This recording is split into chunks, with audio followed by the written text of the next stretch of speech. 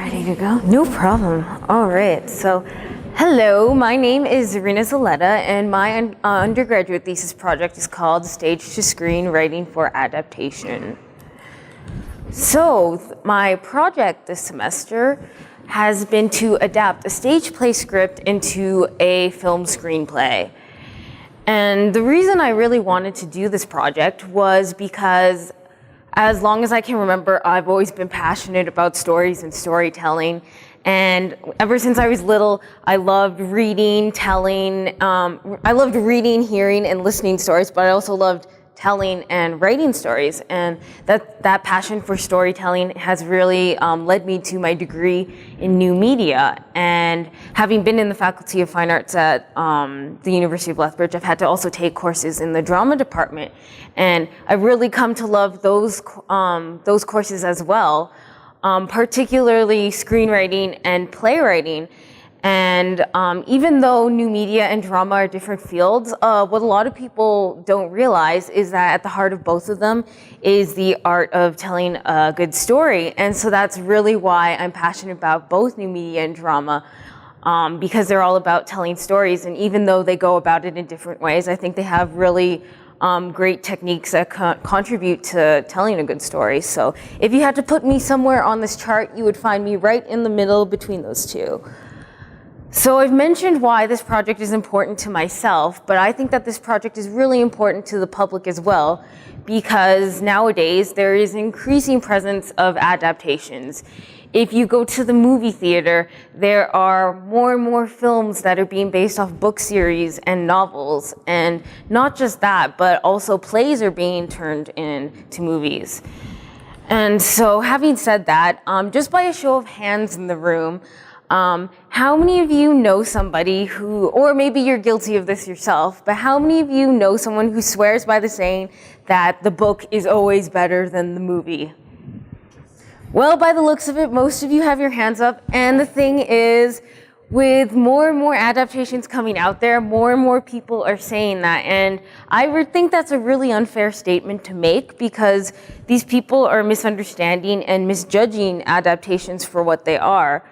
And what I really want to do with this project is bring awareness to people that adaptation is distinct from the original work, and that fidelity in replicating the exact same story in a different medium is impossible because you're switching mediums and those two mediums are different. So having said that, the objectives with my project have been to examine how change of medium inherently changes story.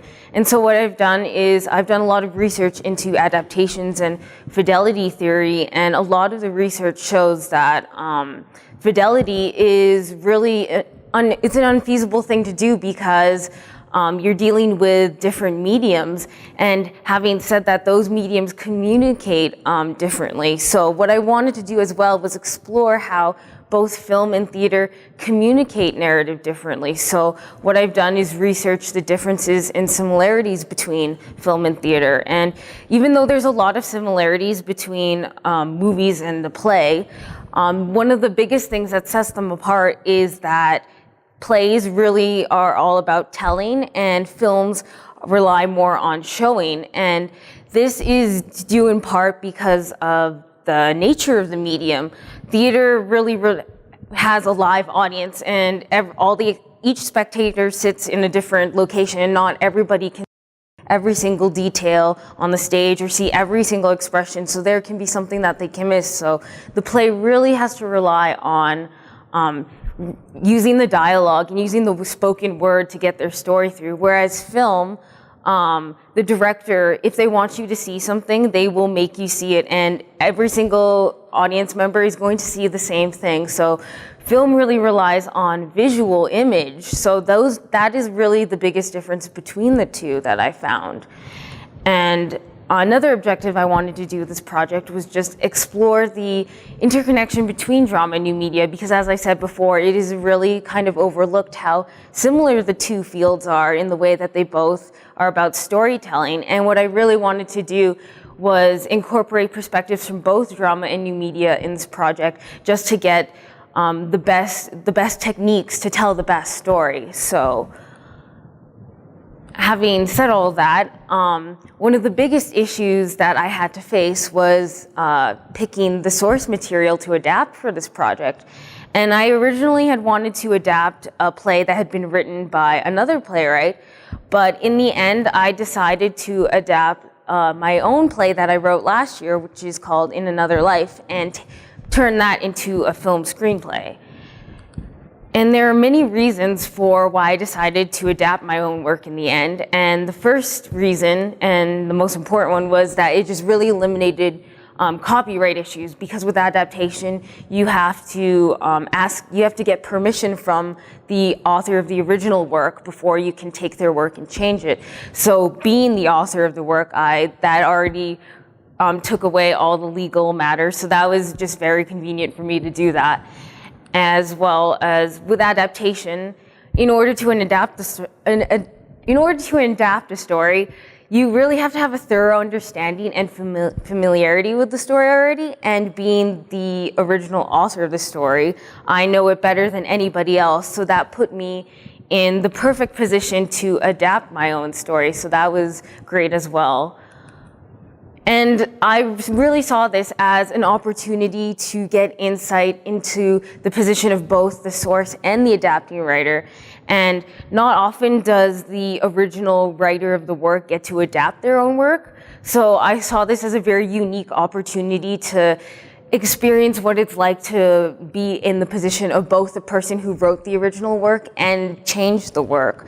And I will speak to that experience later on in my presentation.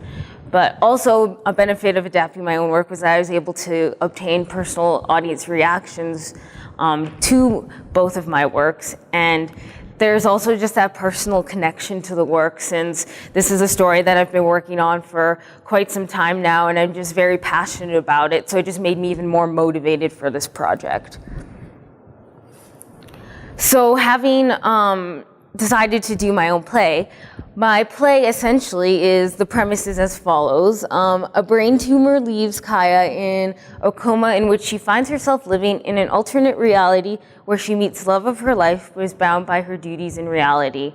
And as you can see, my story falls into the genre of fantasy, drama, romance. And I actually had, after I had decided to use my play for my undergraduate thesis project, I actually had the honor of finding out that my play won first place in the 2014 Playwright Prize competition at the University of Lethbridge, which is one of the most lucrative student playwriting awards in the country. And not only does the first place winner get a generous sum of money, but they also won dramaturgical support from the drama department and got a staged public reading of the play. And so winning this competition was honestly perfect timing and just went hand in hand as I was completing my undergraduate thesis at the exact same time. And I was, as I said before, I really wanted to get a dramaturgical perspective into all of this. And so it was great getting the judges who are experts in the field of theater to get their feedback from them, because that is exactly what I wanted for this project. So here's just some of the feedback that they gave for my story.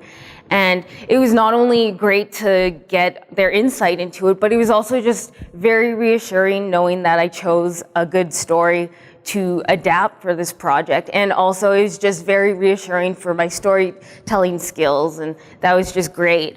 But on top of that, the stage public reading was very useful for my project as well, as I will speak to later. So having established what I was going to adapt, then came the decision to decide what was my stance as the adapter, because with adaptation, the adapter can take on any position that they want. They can either choose to try and stay as faithful to the work as possible, or they can change the story as much as they want and deviate and make their own statement.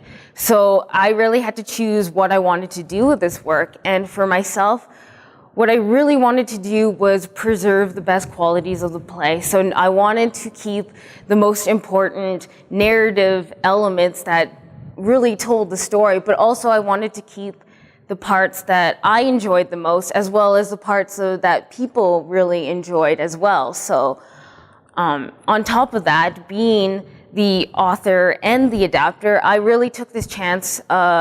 I took this adaptation as a chance to enhance and improve my original story, and I found that being able to use film and the possibilities of film really was able to help enhance and make my story even more interesting. So I took that to my advantage.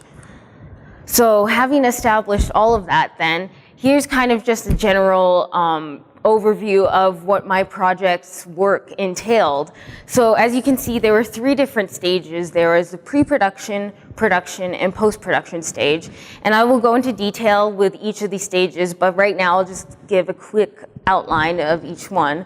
So essentially the pre-production stage was just preparation for writing the screenplay. So it involved a lot of research about adaptations and the characteristics of each medium, and learning about screenwriting and playwriting, as well as analyzing the play and preparing a screenplay outline that would guide me while I was screenwriting. So then that would lead to the production stage, which was writing the screenplay. And then once I had written the first draft of the screenplay, then there was the post-production stage, which was really comparing screenwriting and playwriting, and also analyzing the changes that had to occur in my story. And there were changes that did happen, and so I'll speak to that later.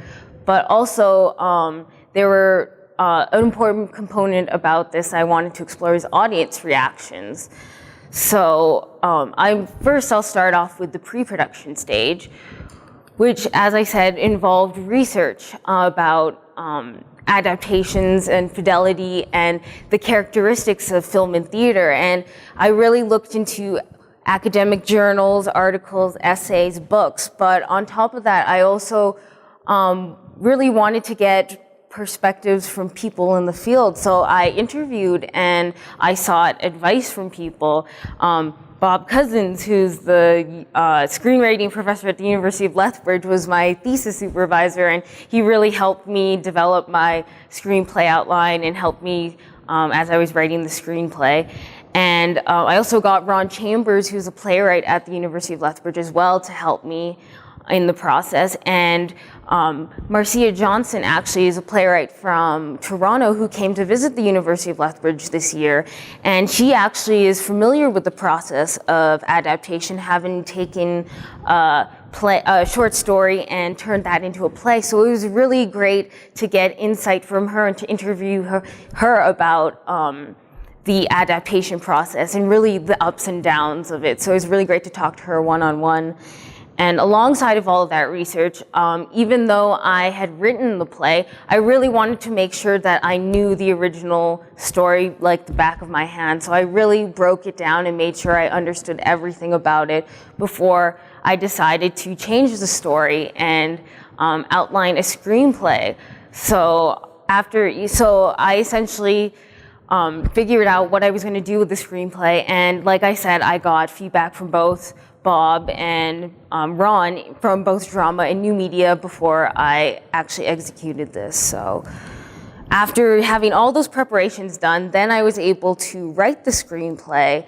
And I used screenwriting software called Celtics, which is really great for scripts because it just follows the standard film standards, so that was very convenient. And I wrote the first draft of the screenplay, and having done that, I can speak to the obstacles that I had to face.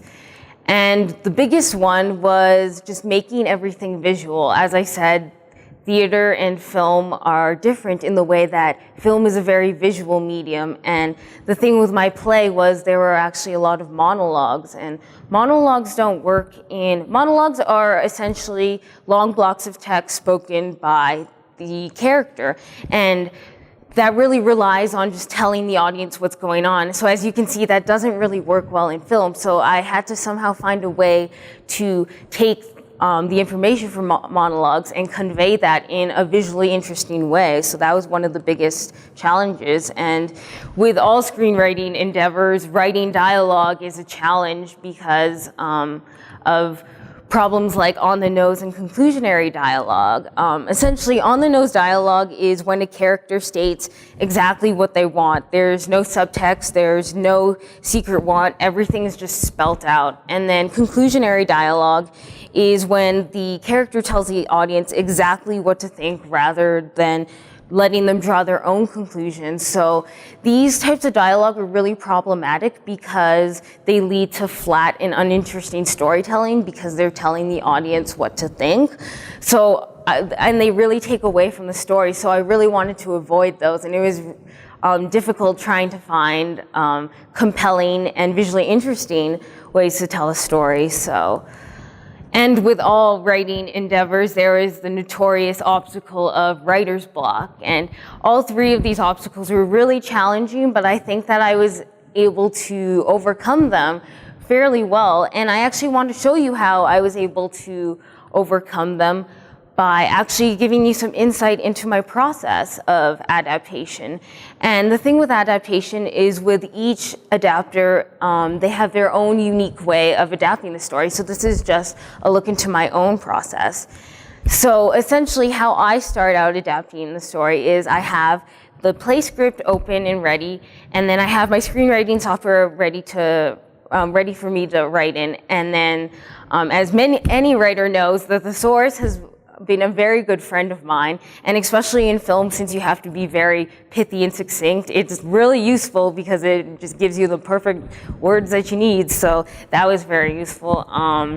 And so once I have all these three things, then comes the next most important ingredient, which is which tea I'm going to drink. And as you can see, this is not my entire tea collection. So you can imagine what kind of dilemma I have to face with picking which tea I want to drink. But it is absolutely essential to my adaptation process that I have a cup of tea. And then once I do have a cup of tea, then I can begin adapting. So once I have all of those things, then I can begin adapting. So with my hot cup of tea and my play script and my screenwriting software, then I proceed to read the scene that I want to adapt. And then I ask myself, how does this work in film? And it'll either go one of two ways. Either the scene translates really well in film, on screen, or I'm at a complete loss for ideas. And in either case, I'll write the scene out, word for word if I have to, even if it's not conducive to film. And that's one of the beauties that I found of adaptation, is that you're never starting from ground zero. You always have that original text that you can draw inspiration from and that you can get ideas from. So you're never just starting without nothing. You always have something there, so that's great. So once I have something written out in the script, then I ask myself these questions. Is this as visual as it gets? Is the dialogue on the nose? Is this as condensed as it can be? And if I don't meet these requirements, then I try to find solutions to these problems. And that'll often involve me going back and forth between the original and the adapted text. And so while I'm doing all of this, I keep in mind one fundamental question, and that's, what do the characters want? And when I'm having trouble adapting, this is the question that I always ask myself and I always try to focus the most on. However, if I'm still having problems coming up with solutions and ideas, this is when drama comes in really handy, and I'll resort to helpful drama theater exercises that I've learned in class that are used in playwriting and improvisation that really help generate ideas and help fuel creativity. And actually, a lot of my ideas have arisen from these practices, and it just goes to show how I've been fusing new media and drama together to come up with ideas and tell stories. So I won't speak to them now, but if you look onto my blog, which I'll provide a link later, you can definitely look into how I've been combining the two for this project. So now that I've spoken about my process, I would actually like to show you how I adapted a scene using this process.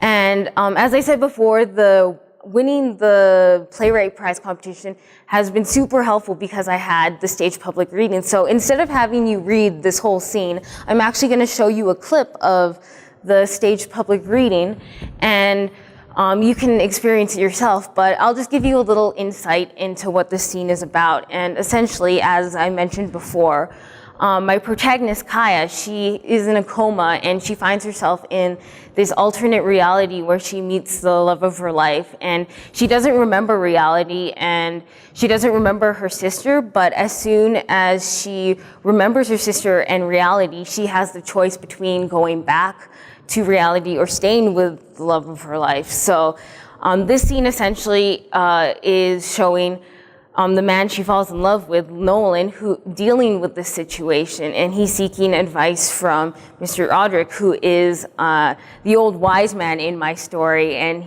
it just goes to show how he's dealing with it. So I will actually bring this up right now. Excess. We live in a world of excess. Indeed, you can have too much of something. But excess does not necessarily mean that you have more than what you need. Most often we acquire too much of things we don't need. Excess is often a sign of something missing in our lives, and excess arises as a result of trying to fill that gaping void. We try to fill the hole with other things, things that can't fill the hole, things that can't make us whole. But we try anything, dumping thing after thing into a drain. That's what I did for 58 years. They say I have a life before this. An excessive existence of endless emptiness. In margin that, I tried to compensate the crack of my soul with other things. Knickknacks, projects, activities. And that was the problem. I was well aware of that tear inside me. It was metaphorical. There was no actual tear in my heart. Okay, why don't we try to fill a figurative picture with tangible things? A material hole can only be filled with material content. And a material hole can only be filled with the helpful material. Mr. Audric sits down on the carpet and begins reading a novel.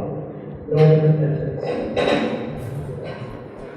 She remembers everything now. You have to tell her. I've been lonely for so long. Now she's here. You have to do what's right. Why can't she say? Because she doesn't belong here. Literally. Look how much she's remembered. It's not fair. Life's not fair, no. Look at us. We are the rejects of justice. If we've been so wrongly treated, why do we have to do what's right then? It's the right thing to do. I'm tired of doing what's right. Keep helping people return even though we can't remember ourselves. We have them escape while we sit here trapped. We don't have to help them, but we do. For what? In nothing in return for it. Isn't it reward enough to see someone be able to live their life? Starting to feel like a sock in the face now. Endlessly reminded that we can't live our own lives. Stop being selfish. You don't understand. Where do I lack understanding? You had 58 years to live your life before coming here. You had a whole life. Time is irrelevant. You think that's a life? Me? I was only 22. I had my whole life ahead, and so does Kaya. Her life is waiting for her back. What if she wants to stay here too? Then that's her choice. But you have to tell her the truth so that she can make that decision for herself. She's going to choose this life. But this is no life anymore. You know that. And you know what needs to be done. She has to go back. This is bullshit. She has the rest of her life with her. Okay, so that's the scene. So essentially you can see from that scene that Nolan he really wants Kaya to stay, and he thinks that he can fix the situation, provide her with what she needs, but Mr. Audric knows that Nolan can't give her what she needs and she needs to go back to her sister. So he really wants to tell him that some things can't be fixed. So those are really the objectives of those characters in that scene. But you can tell already that this scene doesn't work for film very well because it starts off with a monologue. And as I said before, that's not very visual. So I had to find a way to somehow convey these desires and these emotions in a visual way. But the thing too is that I really liked the dialogue some of the dialogue in this scene. For example, I really like the lines, things that can't fill the hole, things that can't make us whole. I really like that language there, and I wanted to keep that in the screenplay, so I had to find a way to somehow keep that there. And what I came up with in the end was a metaphor, actually, to solve this issue. Essentially, as you saw earlier, Mr. Audric, he was talking about a figurative hole and he was talking about emptiness, and I thought what better way to show this than by actually showing a physical hole. So the metaphor I used in this scene was gardening. And so what I had Mr. Audric had this garden, and a dog keeps digging up his flowers, and he keeps trying to fill the hole, but he can't fill it. And as you can see, that was not present in the original play, so you can see how that's different now. But in this scene, I have Nolan trying to he wants to fill the hole, and essentially from that, Mr. Audric's telling him that he can't fill the hole. And you can see Nolan's desperate desire to fix this. It represents his desire to fix his situation with Kaya and to make her stay. So that was a really great way to add subtext to the scene without being on the nose or conclusionary, and being able to convey those emotions. So I was able to include those lines: some things can't fill the hole, and it's a hole you can't fill, some things can't make us whole. And so that was a great way to get those lines through, but to also make this visually interesting for the audience. So, and I think I was able to convey that pretty well, but that involved a lot of going back and forth between the original and the adapted text and trying to figure that out. So essentially that's an example of how my process went for the rest of my screenplay. And having finished the first draft of the screenplay, as you saw from that scene, there were changes that had to be made for the sake of the change in medium. And so after having written it, I asked myself how the adapted screenplay differed from the original play.